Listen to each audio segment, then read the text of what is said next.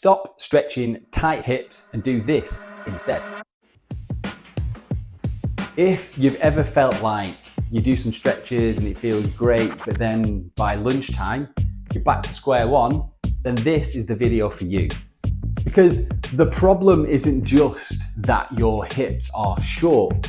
The problem is that your body has developed a strategy to hold tension and to prevent movement.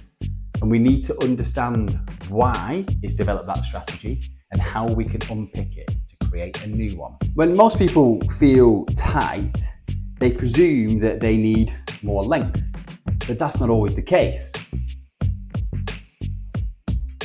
If we were to change our view of tension and actually see it as information, then it changes our relationship with what that tension is. Sometimes the body creates tension because it doesn't like the way that forces are moving through the joints. Sometimes it does it to grip, to protect something. Sometimes it provides tension to get more feedback. Sometimes it's an associated fear with a movement that has previously been painful or created injuries. So instead of asking, how do I stretch this? What we need to ask is, why is my body holding on to this so hard? And that's the question that changes everything. There are 4 common reasons why I see tight hip, and I'm going to talk you through each one, a way you can test it, a way you can explore movement around it, and a way you can change. Reason 1, your pelvis doesn't move freely enough in all 3 directions.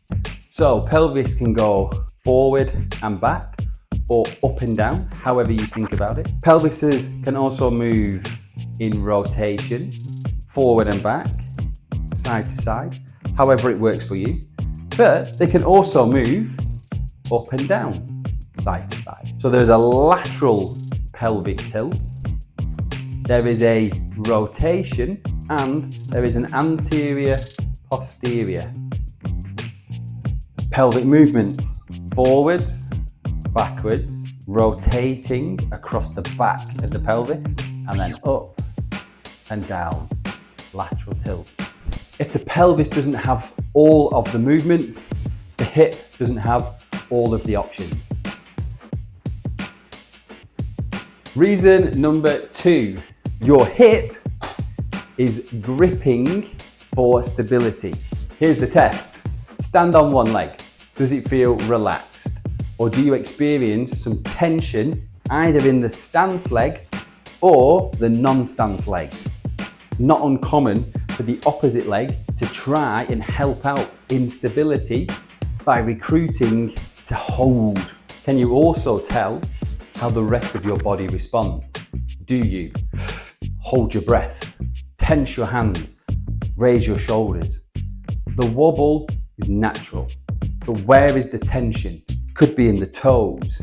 This is where the hip is not just tight, it's just too busy. Straight from the Jens Academy. So thanks again to Joanne Elphinston for this one. The lying ball press. So here you teach the hip to press and then to release. It isn't maximal force. We're teaching the hip to work and to let go. You keep going. It's this let go bit that the hip that's too busy is not used to. 8 reps, both sides. Sense the let go after the work. Reason number 3, your hip has lost the ability to glide backwards. So first, here's the test. Hands and knees. When you go backwards, do you experience some kind of blocking or pinching at the front of the hip? If the answer is yes, probably because the hip isn't gliding backwards. Take the right foot, put it outside the left, opening up the structures at the back of the hip, and then rock backwards creating more space in that area. Once we have more space, we then teach the hip and the pelvis to rotate backwards and forwards. 2 sets, 12 reps, both movements, and then compare. Once that femur glides backwards, you'll have far more space, far less pinching.